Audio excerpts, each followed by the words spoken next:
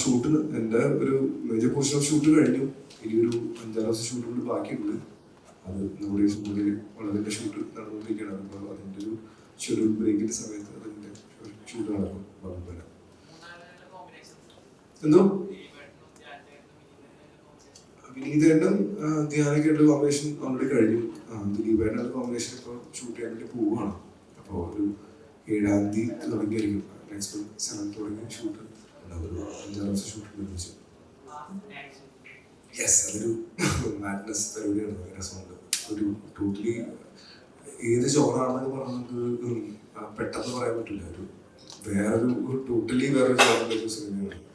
ഒരു മാഡ്നസ്, ഒരു ഭ്രാന്തൻ സിനിമയാണ്. ഭയങ്കര രസമുണ്ട്. ഈ പറഞ്ഞ പോലെ ബാലുചേട്ടന്റെ സിനിമകൾ എടുത്താൽ തന്നെ എല്ലാവരും ആഗ്രഹിക്കുന്ന ഫസ്റ്റ് പറയുന്ന ഒരു പടം എന്ന് വെച്ചാൽ ഹണിബി എന്ന് എനിക്ക് പറയാം. ചെയ്ത് വെച്ചാൽ എല്ലാ സിനിമകളും നോക്കിയാൽ തന്നെ ഫസ്റ്റ് ബാലു എന്ന് പേര് പറയുമ്പോൾ തന്നെ മനസ്സിൽ വരുന്ന കഥാപാത്രം ഒന്ന് ഹണിബിയിലെ കഥാപാത്രം. ആ ഒരു ഗ്യാങ്ങിന്റെ ഒരു ഫ്രണ്ട്ഷിപ്പ്, ആ ഒരു ബോണ്ട് ഉണ്ടല്ലോ. ആ ഒരു ഗ്യാങ്ങുമായിട്ട് ഇന്ത്യൻ ചിത്രം വരാൻ ചാൻസ് ഉണ്ടോ? അതായത് ആ ഒരു വൈബില് തന്നെ ചോദിക്കണം. കാര്യം നമ്മൾക്ക് ആക്ച്വലി വളരെ ഇഷ്ടമുള്ള കാര്യം തന്നെയാണ്. ഇപ്പോഴും ഇന്റർവ്യൂവിൽ പറയേണ്ടിരുന്നു. എന്നെ ഇപ്പോഴും ചില സ്ഥലത്തൊക്കെ ചെല്ലുമ്പോൾ അമ്പ്രോ എന്ന് വിളിക്കണൊരു ഇപ്പോഴും വിളിക്കാറുണ്ട്. വേറെ ക്യാരക്ടറുടെ പേര് പറഞ്ഞിട്ട് ചിലപ്പോൾ അത്ര വിളിക്കില്ലായിരിക്കും. ആംബ്രോ ഭയങ്കര ആൾക്കാരുടെ ഇടയിൽ രജിസ്റ്റർ ചെയ്ത പേരാണ്. ഒരു ആഫ്രോ ലുക്കും പരിപാടിയില്ല. അപ്പോൾ എനിക്ക് അത് വരണമെന്ന് ഭയങ്കര ആഗ്രഹമുണ്ട്. ജിഞ്ചേട്ടന് അങ്ങനെ ഒരു ആഗ്രഹം ഉണ്ടെങ്കിൽ ഞാൻ നടക്കുള്ളൂ. പക്ഷെ ഇപ്പൊ തൽക്കാലം അങ്ങനെ ഒരു ഐഡിയ ഇല്ല. ഐഡിയ വരാം.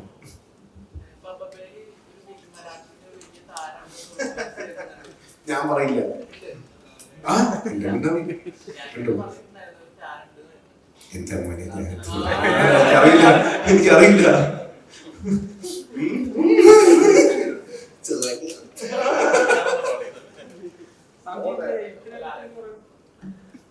ലാലേട്ടൊന്നും ഞാൻ പറഞ്ഞിട്ടില്ലല്ലോ.